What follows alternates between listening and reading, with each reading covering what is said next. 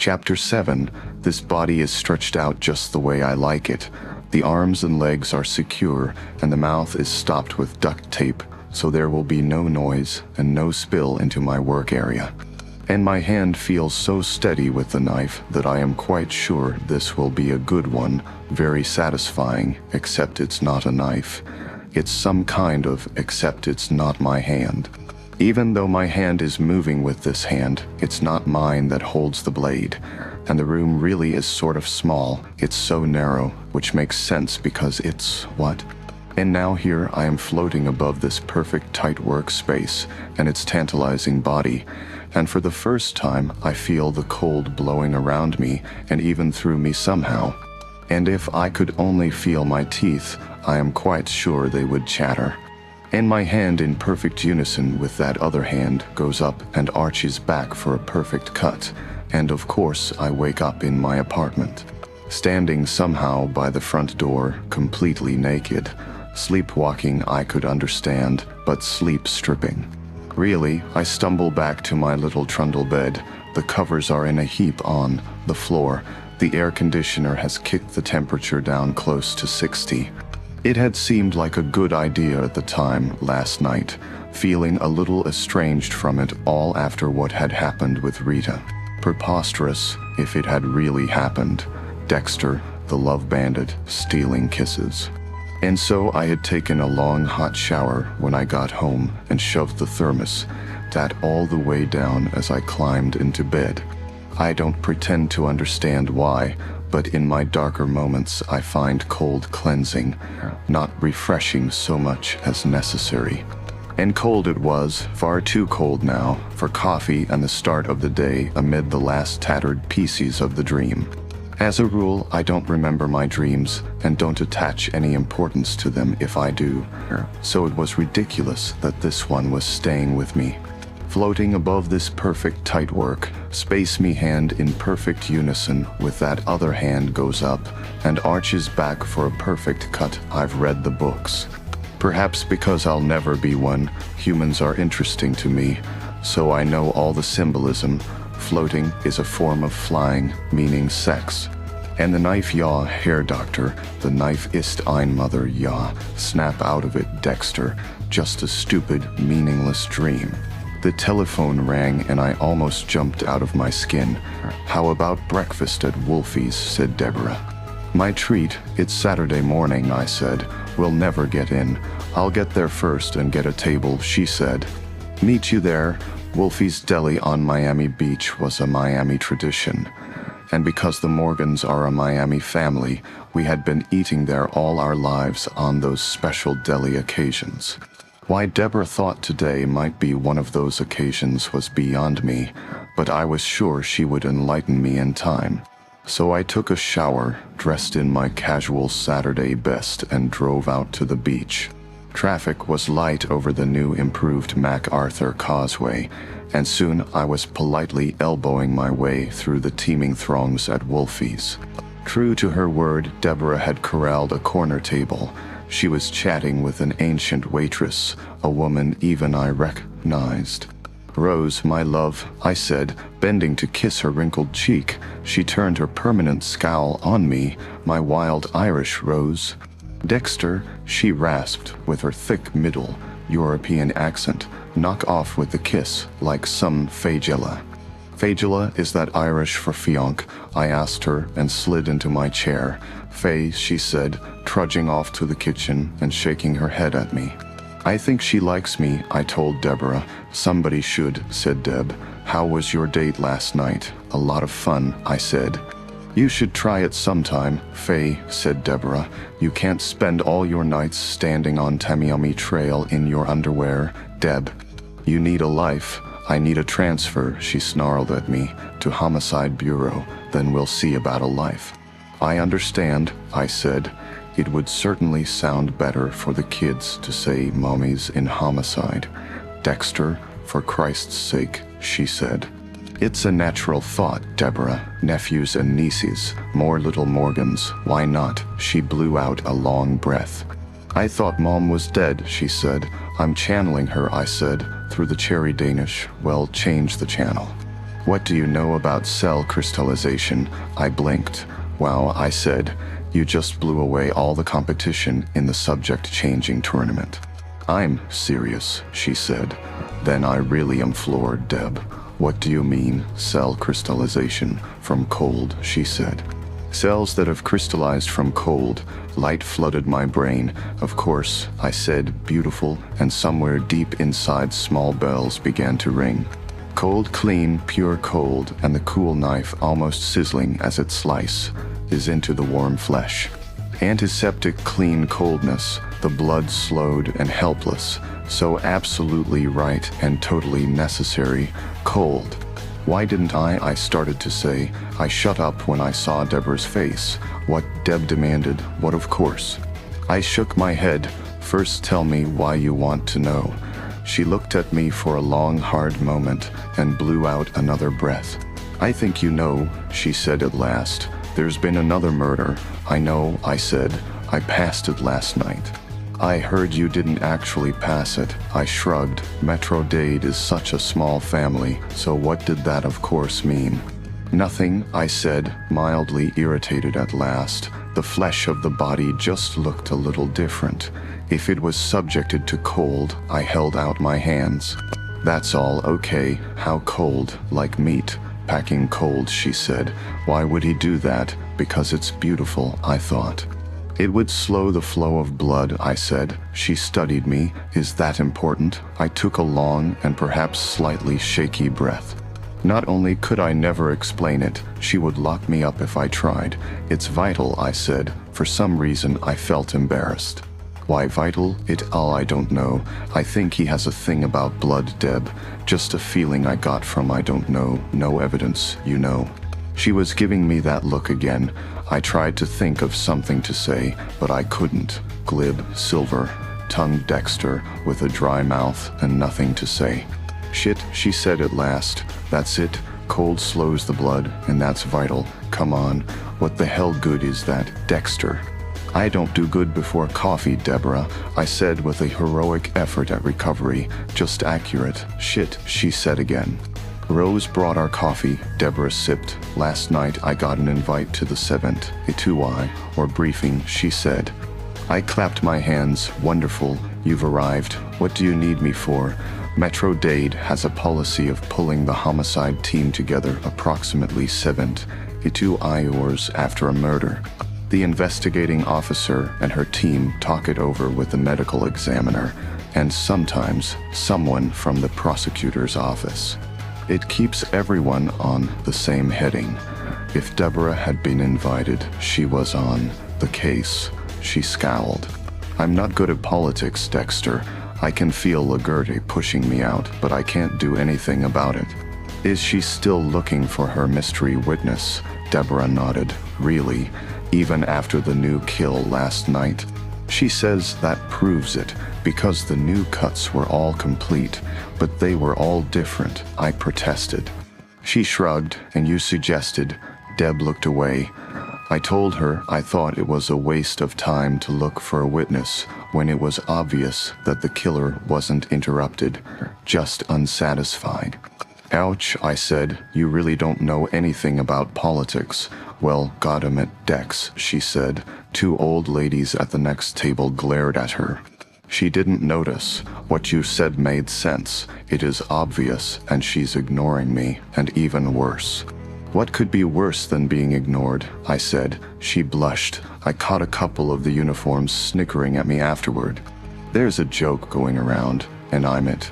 She bit her lip and looked away. Einstein, she said. I'm afraid I don't get it. If my tits were brains, I'd be Einstein, she said bitterly. I cleared my throat instead of laughing. That's what she's spreading about me, Deb went on. That kind of crappy little tag sticks to you, and then they don't promote you because they think nobody will respect you with a nickname like that. Goddamn it, Dex, she said again. She's ruining my career. I felt a little surge of protective warmth. She's an idiot. Should I tell her that, Dex? Would that be political? Our food arrived.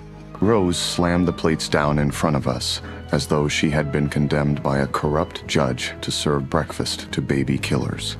I gave her a gigantic smile, and she trudged away, muttering to herself.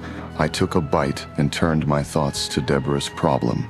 I had to try to think of it that way, Deborah's problem, not those fascinating murders, not that amazingly attractive MO, or the things so similar to what I would love to do someday. I had to stay uninvolved, but this was pulling at me so very hard. Even last night's dream with its cold air. Pure coincidence, of course, but unsettling anyway. This killer had touched the heart of what my killing was about. In the way he worked, of course, and not in his selection of victims. He had to be stopped, certainly, no question. Those poor hookers, still the need for cold so very interesting to explore sometime. Find a nice dark, narrow place narrow. Where had that come from? My dream, naturally. But that was just saying that my unconscious wanted me to think about it, wasn't it? And narrow felt right somehow. Cold and narrow refrigerated truck, I said. I opened my eyes. Deborah struggled mightily with a mouthful of eggs before she could speak. What? Oh, just a guess. Not a real insight, I'm afraid. But wouldn't it make sense? Wouldn't what make sense? She asked. I looked down at my plate and frowned, trying to picture how this would work. He wants a cold environment. To slow the blood flow, and because it's a cleaner. If you say so, I do say so, and it has to be a narrow space. Why? Where the hell did that come from, narrow? I chose not to hear that question.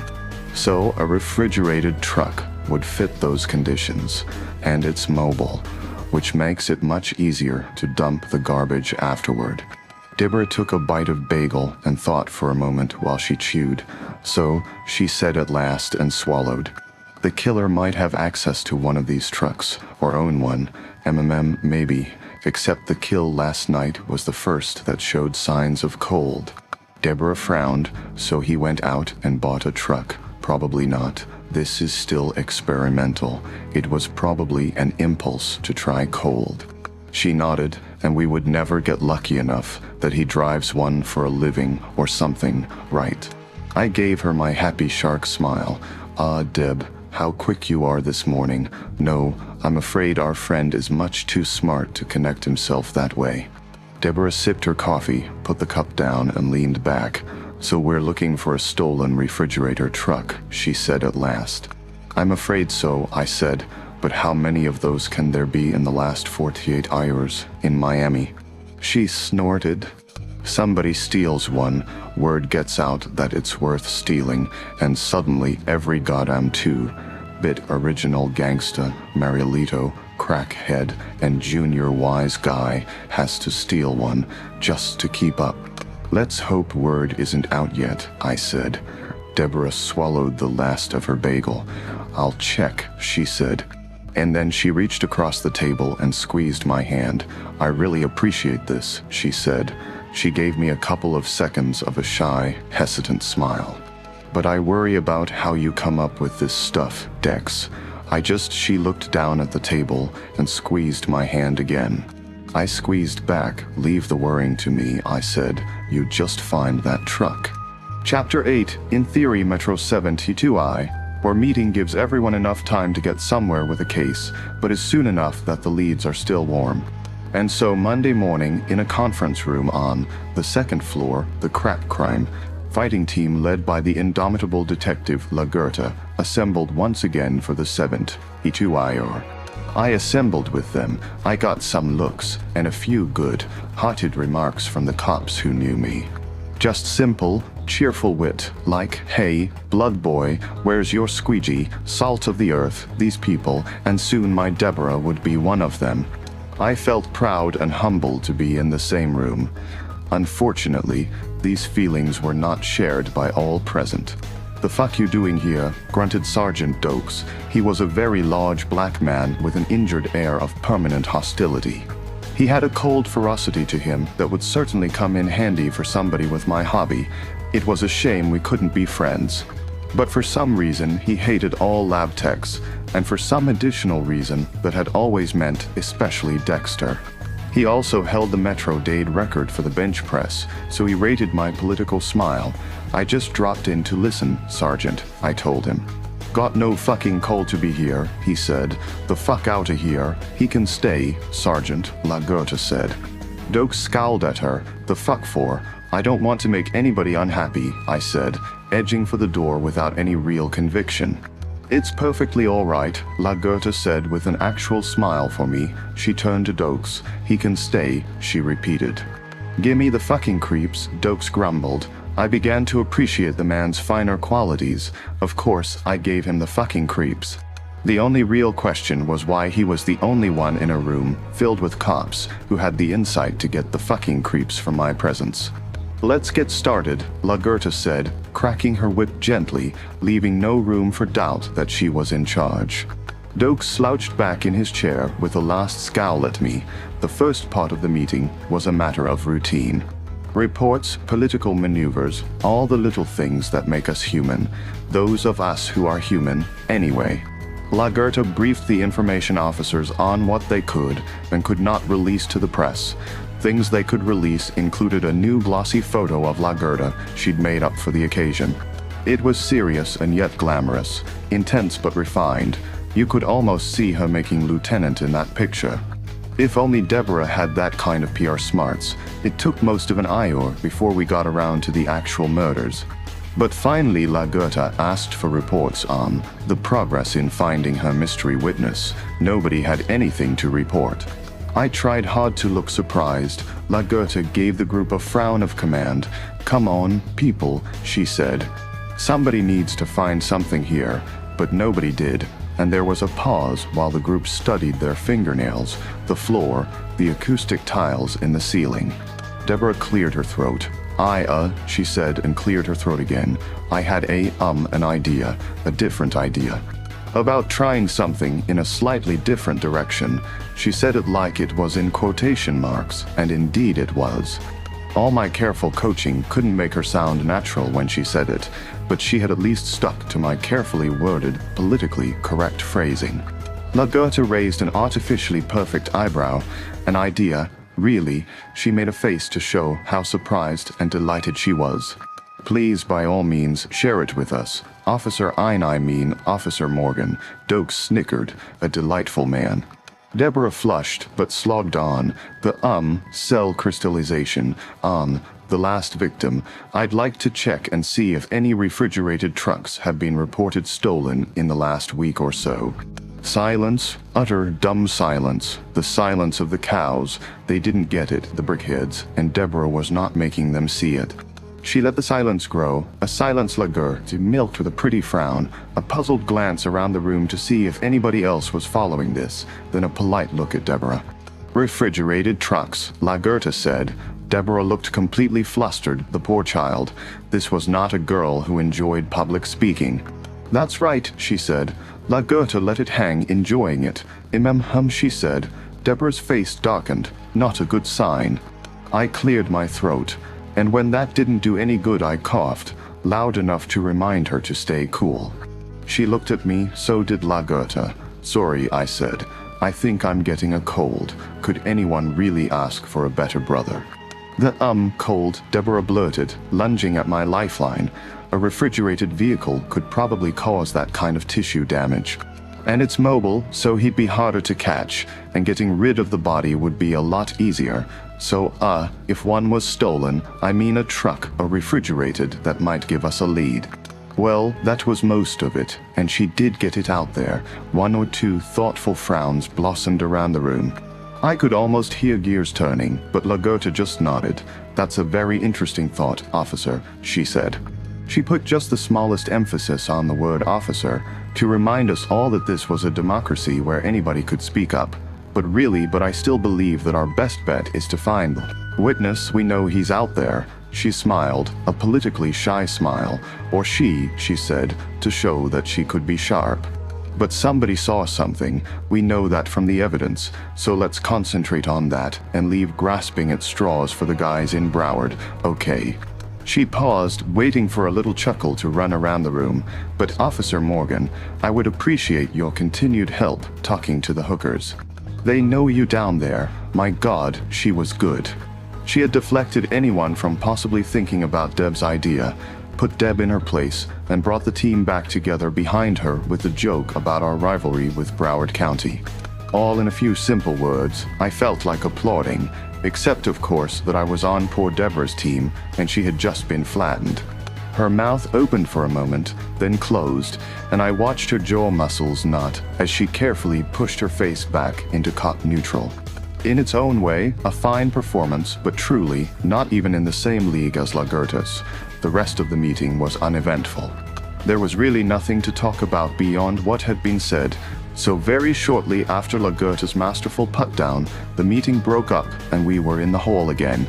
Damn her, Deborah muttered under her breath. Damn her. Absolutely, I agreed. She glared at me. Thanks, bro. Some help you were. I raised my eyebrows at her, but we agreed I would stay out of it. So you would get the credit, she snarled. Some credit. She made me look like an idiot. With absolute respect, sister dear, you met her halfway. Deborah looked at me, looked away, threw up her hands with disgust. What was I supposed to say? I'm not even on the team. I'm just there because the captain said they had to let me in, and he didn't say they had to listen to you, I said. And they don't, and they won't, Deborah said bitterly. Instead of getting me into homicide, this is going to kill my career. I'll die a meter maid, Dexter. There is a way out, Deb, I said, and the look she turned on me now was only about 1/3 hope. What she said, I smiled at her, my most comforting, challenging, I'm not really a shark smile. Find the truck, I said. It was 3 days before I heard from my dear foster sister again. A longish period for her to go without talking to me. She came into my office just after lunch on Thursday, looking sour. I found it, she said, and I didn't know what she meant. Found what, Deb? I asked. The fountain of grumpiness. The truck, she said. The refrigerated truck. But that's great news, I said. Why do you look like you're searching for somebody to slap? Because I am, she said, and flung 4 or 5 stapled pages onto my desk. Look at this. I picked it up and glanced at the top page. Oh, I said, how many altogether? 23, she said. In the last month, 23 refrigerator trucks have been reported stolen. The guys over on traffic say most of them turn up in canals, torched for the insurance money. Nobody push is too hard to find them, so nobody's been pushing on these and nobody's going to. Welcome to Miami, I said. Deborah sighed and took the list back from me, slouching into my extra chair like she'd just lost all her bones. There's no way I can check them all, not by myself. It would take months. Got 'em it, Dex, she said. Now what do we do? I shook my head. I'm sorry, Deb, I said, but now we have to wait. That's it, just wait. That's it, I said, and it was. For 2 more weeks, that was it. We waited, and then